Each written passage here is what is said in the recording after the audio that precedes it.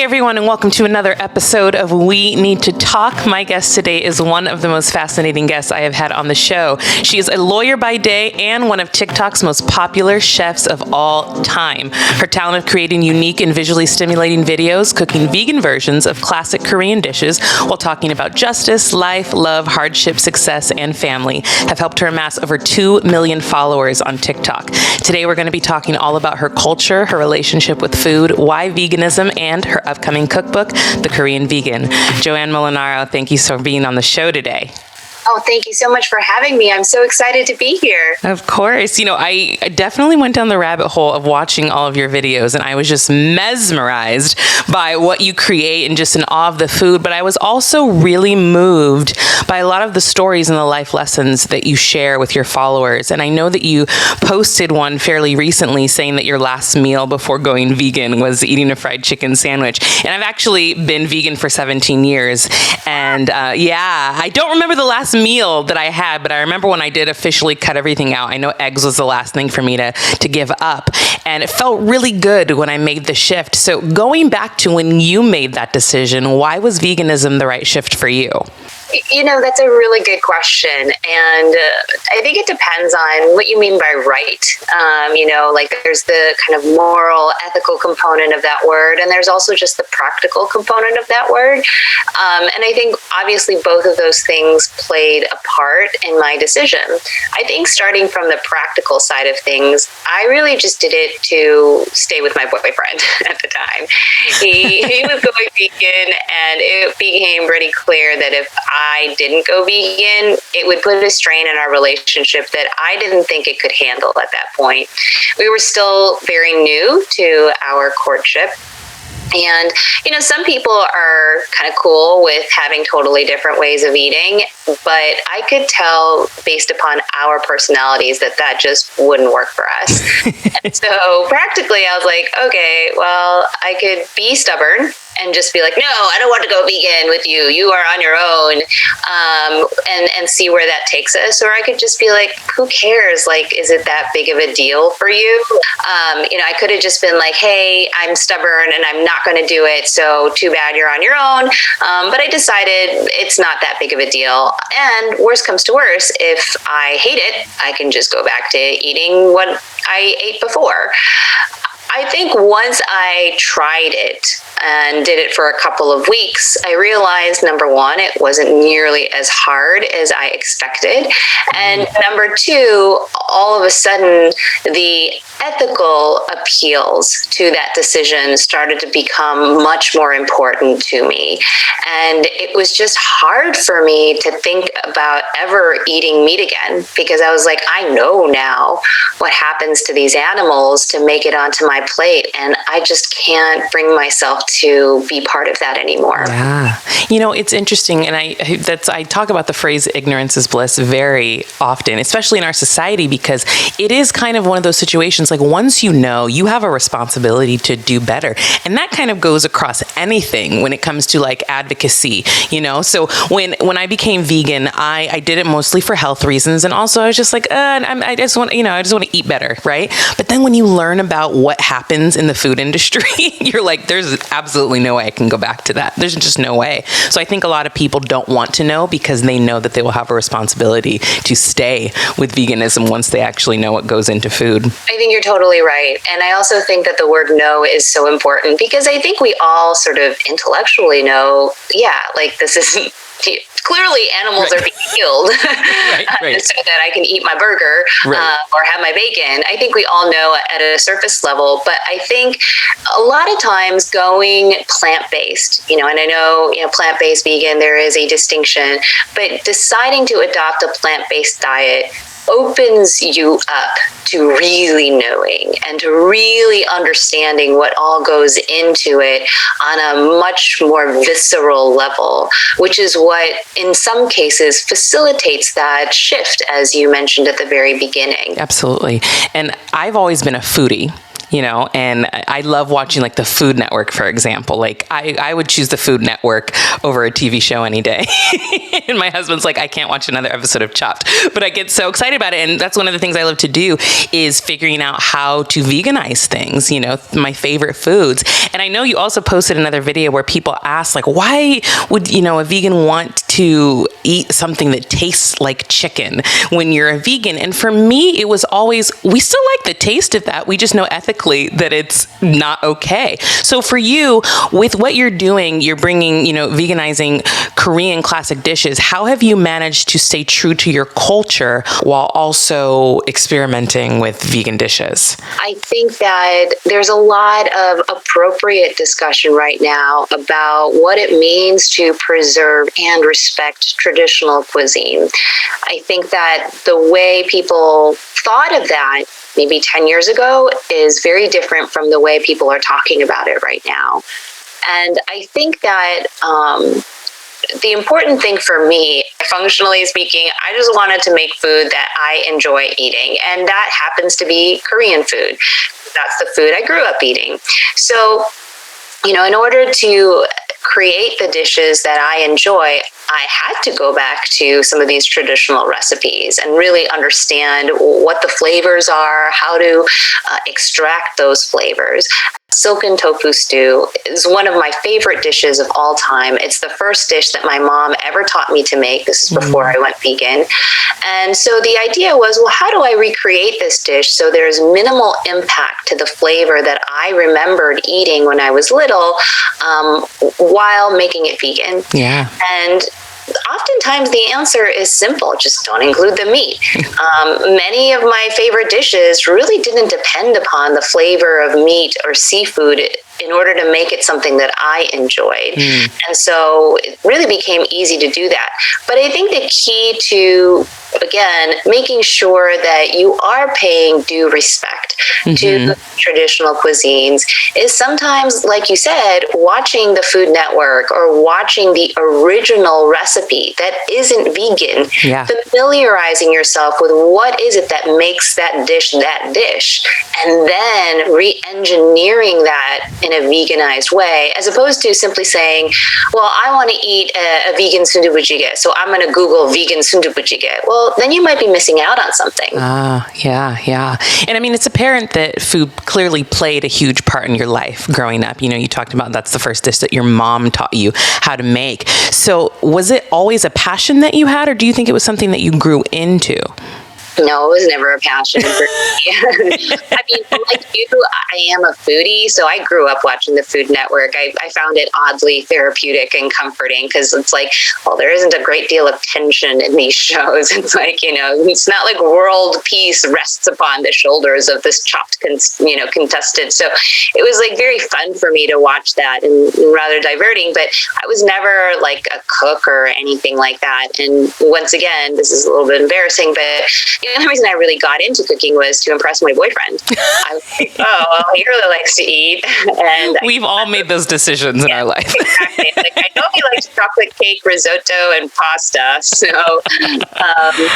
that's kind of the extent of my cooking prior to going vegan. I was just getting into baking a little bit more right before I went vegan, only because my then boyfriend, now husband's father, was very into baking, and I wanted to impress him as much as I wanted to impress his son. So it was really kind of in that vein, very fun, nothing really like, intense. But obviously that changed when I went vegan, again, because there really was no other choice for me. Yeah. Is there something specific to Korean culture that you really enjoy sharing with your audience? That's a really good question. Well, I love sharing the food. I love sharing all the flavors that I grew up eating. And I really want people to understand that Korean food is so much more than Korean barbecue or bibimbap. There's more to it than that. Well, that's also because it's been Americanized, You're totally right, because it has been Americanized and Westernized. And I get that. I think that's pretty amazing. I think that's awesome that, people who are otherwise unfamiliar with Korean cuisine are finding their path to Korean food through barbecue or bibimbap. I think that's great. But there's just so much more. I also like to share as much as I can, and with the authority that I have available to me, which isn't a lot, I like to share some about Korea's history and what Korea is as a country. I think that we hear a lot about North Korea in the news these days, and in the past decade we have. But I think that a lot of people are still very unfamiliar with the actual history of the two Koreas, and what does that say about our opinions on the geopolitical ramifications of their separation? And how do we humanize that story so that it leaps out of the news and into your hearts in a way that's meaningful? So that's also something that I try to share in a very small way. And again, I always tell people, I think people always associate the Korean vegan with food, and that's understandable. But for me, food is just a vehicle to share broader messages. Yeah. And you talk about your family a lot, which I really appreciate. And you have a recipe. I'm lucky enough that I got to get an advanced copy of your cookbook, and there's a recipe in there for a chocolate sweet potato cake. And I would love for you to share the story behind that. Yeah, so the chocolate sweet potato cake is really meant to combine two of my favorite stories of my mother. The first story is a very well-worn story from my mom. She has told this story to us so many times, and it's funny because she's always laughing when she tells me the story, which I find a little macabre. But my mother always says, "Oh yeah, your grandparents almost killed me when I was a baby," and I'm like, "What is Mom?" Yeah, what? And so my mother was born in Ongjin, which is a small village in kind of on the border of North Korea and South Korea. Of course, when she was born, it wasn't North Korea at the time. She was, or no, perhaps it was at the time. I mean, the history is a little fuzzy, but it was definitely before the Korean War. She was born before the Korean War. And the Battle of Ongjin is what started, in many historians' view, the Korean War, and she lived there. So when the attack happened, my grandparents sort of scooped up their daughters, my mom and her older sister, and they were told to evacuate the village. And so they fled, and they were told to go to the Yellow Sea, and so that's where they started heading. It took about 2 weeks for my grandparents and my mom and her sister to get to the Yellow Sea. And by that time, my mother, who was only 1 year old, was starving to death. They didn't have food with them. I mean, they were afraid for their lives. They didn't have time to pack a suitcase full of rice and seaweed. It's not like that. So they got to the Yellow Sea, and there was a U.S. Navy ship waiting for them. And the ship was supposedly going to take them to South Korea. But, in all the chaos, and of course with the language barrier, my grandparents had no idea what was happening, and they didn't know whether they would make it to South Korea or not. All they knew was they had a baby who was dying in their arms and was in a great deal of agony from the lack of food. So my grandparents ultimately concluded that perhaps the best thing for my mother was a mercy killing and to drown her in the sea. This was not an easy decision. I say that very glibly, but it was a horrible decision. My grandmother was crying and looking for any other solution, but they didn't feel they had any other choice. Yeah. And people always ask, well, why didn't they just ask for food from the, American soldiers who were on the ship? And it's so easy to say things like that, but when you're not in that situation, when you're in that situation, you don't speak the language, you have no idea what's literally been walking for 2 weeks with no food, and your baby's crying, and you don't know what's going to happen in the next 5 minutes, let alone the next hour or the next day. Again, I'm not saying that I fully understand how they came to this conclusion, but I do know that I'm in no position to try and judge them for it. So they ultimately climbed up to the uppermost deck of the ship with the intention of slipping my mother overboard and drowning her. And, my mom's crying and screaming. And in the commotion, a couple of American GIs, they noticed them. And they started walking over to my grandparents. And, they were probably asking what's going on. But of course, my grandparents couldn't speak English and had no idea. But, with the body language, and I think my mom's rather frail form probably did a lot of the talking.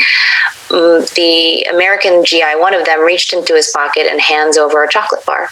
And my mom says that chocolate bar saved her life. It's why she was able to survive the trip, probably, and also, more importantly, it's why my grandparents felt that they maybe didn't have to do what they thought they did. And so that's the chocolate part. Once they got to South Korea, they were refugees in this very small village in the south of South South Korea, but they were refugees. They had no homes. They had nothing. They literally had nothing. And they were knocking on doors, begging for food. And my mom told me that when she was little, this is even when, by that time she was only 1 year old, but all throughout kind of her toddler through, I would say, elementary school age, they almost never had enough food. I mean, she was always hungry. And so what she would do is, in the village they were refugees in, at nighttime, after the villagers had already plowed through their fields and pulled all the sweet potatoes out of the ground, she would go back at night to see if anyone may have left a couple that they didn't notice, or maybe left them behind because they were too rotten to, take. And my mom would find those and she would just eat them raw, because she was so hungry. Yeah. And she said, I remember her telling me, she's like, they were like gold to her, finding gold in the dirt, and how much she loved that. So I came up with the chocolate sweet potato cake really as an homage to my mother's story, with the Hershey bar that was given to her by the American GI, and the sweet potatoes that she still eats to this day, because they remind her of those moments when she struck gold. Wow, what a story. That is so moving. That's so moving. And I'm sure you grew up just from both of your parents being blessed with stories like that probably changed your perspective as a whole. So here's the thing, Malynda. I will confess, I was the typical American brat growing up. We all were that were born in America. I was not interested in her stories. Like, I was my parents' stories. I was, I'm American. I wear Levi's jeans and Doc Martens. I don't care about your stories about Korea for, I would say, the first half of my life. My parents tried. I know my dad tried often to sort of sit me down and say, you need to understand your history. And I'm like, boring, no thanks. And it wasn't until college, of course, when I no longer had Korean food at my disposal. I didn't have my parents there every waking moment. My grandmothers and, my Chinharmony, which is my father's mother, had already passed away. When I started to miss these things, and that's when I started being interested in Korean food, in our story, in Korean culture, in Korean diaspora. These were things that I had taken for granted. So as much as I would say that, would like to say that these stories, influenced me even in my childhood, I think they did so only in the most indirect way. It wasn't until college and thereafter that I really started appreciating them for what they were. And I think that that's just human nature in general. You don't realize the things that your parents even tell you, not even just sharing stories about your culture, but like life lessons. You're like, yeah, whatever, mom, dad, let me go do this. But when you get older, you're like, oh, I totally know what they were talking about, and I understand that. And I was going to ask, is there any specific lessons that you maybe kind of brushed off in your childhood, but as you got older, it kind of clicked for you, like, I now get what my mom or my dad was talking about?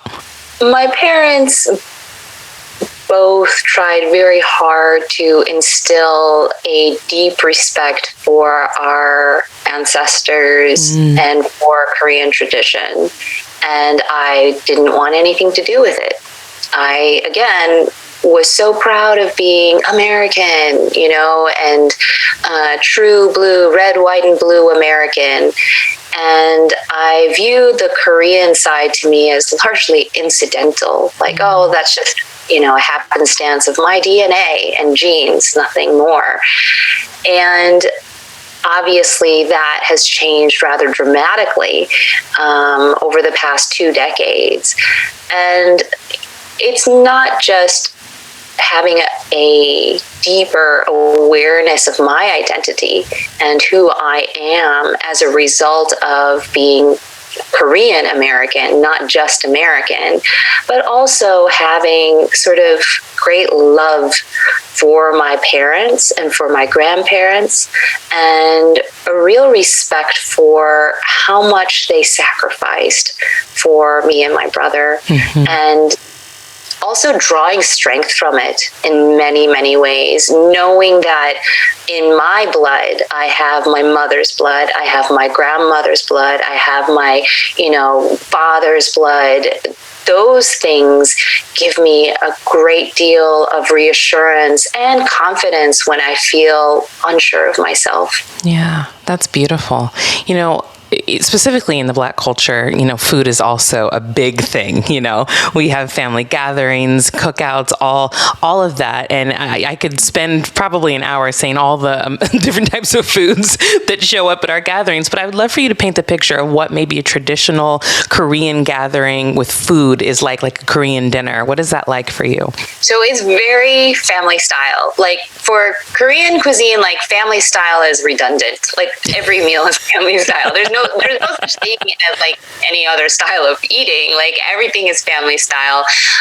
So there's no real like, oh, I'm going to order my own entree. It's like, no, everything is shared all the time. Right. And that's my favorite way of eating, which is why I always found it so difficult to eat the American way, which is like you order one thing and I'm like, what are you talking about? I want my plate to have 15 things on them. Like that's the best way to eat. You get all the different flavors. I want to try everything. I don't want to have just like one thing or with the side. So if you go to a Korean restaurant, which I'm sure you've been to, you order your quote entree and then you get like 15 side dishes that go with it, right? And that's supposed to be shared by the table. And that's really how Korean people eat.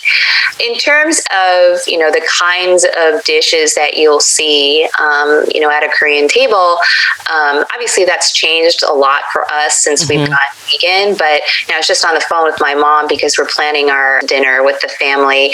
And, you know, she's like, well, what am I going to make? What am I going to make? And I'm like, just make the same stuff you always make. You know, you make the puchinge, which is like, you know, Korean pancakes, make the japchae, which is, you know, the Korean stir-fried noodles, which are so good.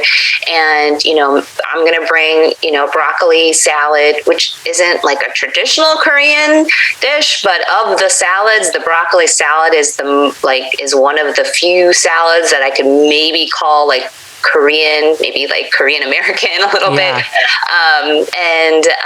You know, she was wondering, well, should we, you know, put some kalbi on the grill? Kalbi is marinated short ribs. And I was like, no, you don't need kalbi. Who wants to stand at a grill all day? No. You know, those are the kinds of foods. I mean, it's usually filled with lots of different kinds of vegetables. Like my mom will usually braise some potatoes, have some eggplant. Well, you know, my aunt will make these delicious, like, tofu pancakes, which are really, really good, filled with like scallions and mushrooms and sounds delicious. peppers. Exactly. And then there'll usually be a plate full of just fresh veggies like perilla leaves and, Korean peppers with a little bit of samjang, which is like a very intensely flavored fermented soybean paste and things like that. So in summertime, that's kind of the way the table would look, and very excited to eat. Yes. Oh, it sounds like an experience, which I think that's what food and gathering should be. It should be an experience. And, even when you speak about kind of how American culture is, it's one dish and it's very fast. When I went to Europe, anytime I've gone basically out of the United States, the dining experience was exactly that. Like I said, it was an experience. And I do wish that that's something that we would adapt in America, but everybody's just so on the go and they don't take the time to really enjoy it. Yeah, totally. So let's talk about your TikTok. A lot of TikTokers that are chefs, they do just the regular cooking, showing the beautiful food, but you've decided to combine, musings and storytellings, which I love, and it makes it very engaging. Why did you decide to kind of go that route with your videos? Yeah, so that's a little bit of a longer explanation. I started incorporating stories about my family in 2017 in all of my social media at the time, and largely on Facebook and Instagram. And I did that very deliberately. I was, not to be dramatic, but I was so traumatized by the 2016 election and what that revealed to me about my country. I realize now is incredibly naive. And again, some of that was I'm American and just being so proud of being American and not realizing, my God, there are so many people who do not understand me, who don't understand my role in this country, and that hurt me so deeply. Or appreciate it. Yeah, or the roles of my parents and what they did to become American citizens. Yeah. And that was such a betrayal to me, and I didn't know how to deal with it. It took a really long time for me to even process that, wow, this country is maybe not the country I thought I had been living in my whole life. And so, I could just become very bitter and cynical and just be like, you know what? F that. I don't care. I'm just not going to participate anymore. But that's just so not my personality. And I was like, all right, well then what are you going to do about it? You're just sit there and cry and complain all day? No, you got to do something about it. And, I'm a lawyer. So I was like, well, maybe I should do something with that. Like, should I start taking on more pro bono cases or, start representing immigrants who are being threatened to be deported because they were Muslim Americans or something like that? I was like, I don't know if that's really the thing that I'm supposed to be doing. And I was like, well, I had this Instagram account, which I think had probably like 7,000 followers at the time. And I was like, but it's still something, maybe some of these followers, they could stand to hear a little bit about my family and what it's like to be, an immigrant family in the United States, especially right now. So I started writing captions that incorporated stories about my mom and my dad and me, what it was like growing up, not speaking English as my first language or eating the wrong food and things like that. And, it wasn't a hostile reaction that I got. So I just kept doing that. And by the time I started my TikTok last summer, it became sort of a trademark of the Korean Vegan Instagram account, is that every 3 or 4 posts, instead of seeing a recipe, you would see a story about my family. So when I started my TikTok account, at first, I had no idea what I was doing. I didn't know what it was going to be. Nobody did when they started. Yeah, oh my God. It was complete chaos when you get on there. You're like, what? Right. Like, what am I seeing right now? Right. But, once I got a little acclimated and I ultimately decided to do food content, which itself was a journey because I didn't think I would, I was like, well, why not just do the same thing I'm doing on Instagram? why not just incorporate, kind of like you said, my musings and my stories? Only I would have to do it in 60 seconds or less, and I would have to use my voice instead of words. And that's ultimately why the Korean vegan is what it is today. Yeah, it's beautiful. I really, really enjoy what you're doing because it is unique. You don't really get to see that too often. And I think that you present food in a way that shows how much it means to you. And I think that people love that authenticity. And I think that's why you have so many followers, because it's authentic, it's organic, and it's real. So I love what you're doing. But now you have an upcoming cookbook. So let's talk about that. You know, in reading it, it doesn't even feel like a cookbook. It also feels like it's kind of half of a memoir, which I love as well. What do you want people to feel, you know, once they finish reading that or even trying some of your recipes? Oh, that's such a good question.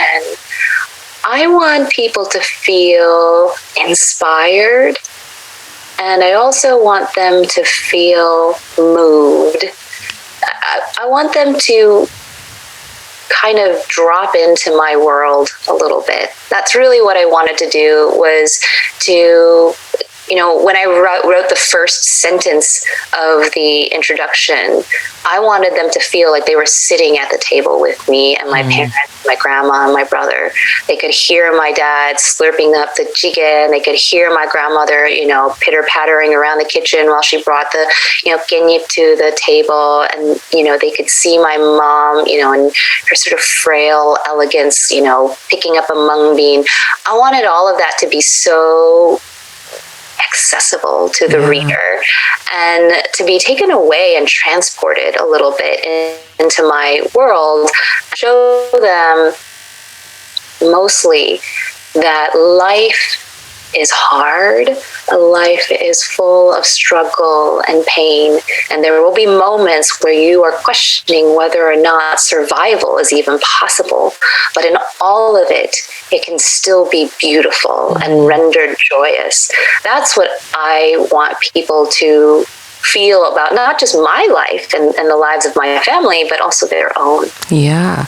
You know, in connecting with your fans and your followers on social media, have you found that anybody's perspectives or relationship with food has been altered because of the content that you've shared? I like to think so, but I am also very, like, I don't want my head to get too big, you know. I don't want, like, I mean, so many people are like, oh my God, I'm going to go vegan because of you, or I've been plant-based for the past month because of you, or, you know, I'm going to eat this ice cream even though I am usually counting calories because of you, or something like that. And of course, those things make me so happy, and they make me feel like I'm doing something bigger than me, you know, bigger than the Korean vegan. I've been struggling a lot over the past kind of couple of months. Like, what do I even call this? Like, it feels like, you know, it's not just a food blog. It's a community now where people are helping each other and leaning on each other, not just me, you know, and I find that so beautiful.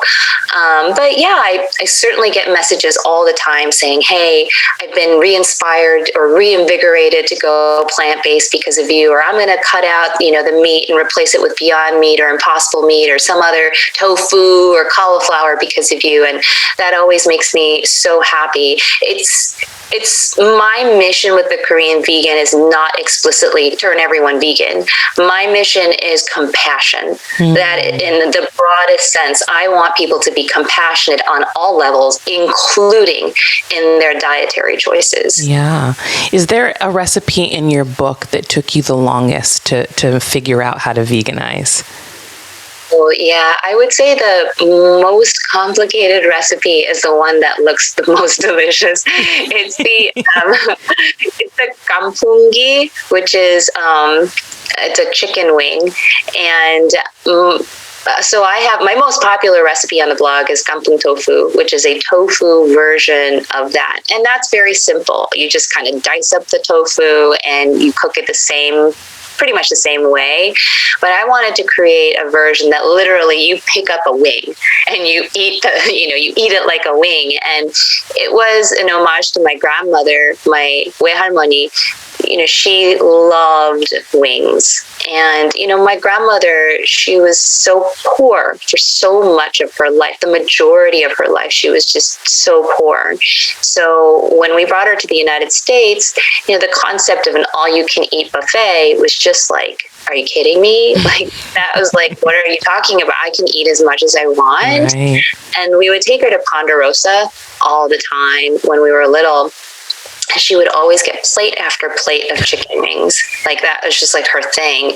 And I remembered that all throughout my life, even long after she had passed away. So when I created this cookbook, I wanted to create a dish kind of, in memory of her. And kampungi was kind of like the perfect way to do that. But oh my God, Malynda, there was a lot of testing involved with that one. I don't know if this is going to work out. But you mastered it. You figured it out. I did. And it turned out so perfectly. My husband was like, I don't know if you should give this one away. Keep some of the secrets locked up in the vault. What would you say to someone that does want to kind of inch their way into a plant-based lifestyle, but they don't know where to start? Well, I think the way to start really is setting up goals for yourself that are pretty easy to attain. Because I think whenever you're trying to make any transition in your life, whether it's by choice or whether it's sort of foisted upon you, I think the most important component of actually creating change is confidence. If you do not have confidence, or if you're not making those changes with confidence, very difficult to make them stick, because what will happen is you'll fail, and all of a sudden your confidence will be shaken and you'll be like, what's the point of even trying? I'm never going to be able to do this. So I always feel like in order to build confidence in those early days, set yourself very, very small, easily attainable goals. And what's easy and what's small for one person is totally different for another person. Right. So for me, I was like, hey, look, I know I can cut out meat for 2 weeks. No problem. I'm not that tied to meat. I wasn't really like that into it to begin with. So I was like, I can do it for 2 weeks. And that was my small goal. For somebody else, it might be like, you know what? I'm going to cut out meat on Mondays for 2 weeks. See it 2 times, see how that works. Or I'm going to drink, almond milk instead of regular milk for the month and see how that works. So I think identify sort of small goals, and you don't even have to have more than one. It could just be one small goal for a set period of time and build upon that. It's much easier to do it that way than to try and say, I'm just going to go vegan tomorrow. I think that again, for some people that might work, but for a lot of people, I think it's unrealistic. And what it does, sets yourself up for failure and the concomitant lack of confidence that makes things so much more difficult than they need to be. Yeah, sound advice. Well, Joanne, it has been a pleasure getting to know you and hearing more of your story. Can you let my listeners know where they can follow you and when your cookbook comes out? Absolutely, Malynda. So you can follow me at The Korean Vegan. That's all one word on basically all social media platforms, as well as on the internet, The Korean Vegan. And my cookbook, called The Korean Vegan Cookbook, will be coming out on October 12th this year. And I'm so excited about it and incredibly grateful to you, Malynda, for having me on the podcast. Of course. Thank you so much for sharing your story with us. And to the listeners, make sure you subscribe, and we'll talk to you again real soon. Bye.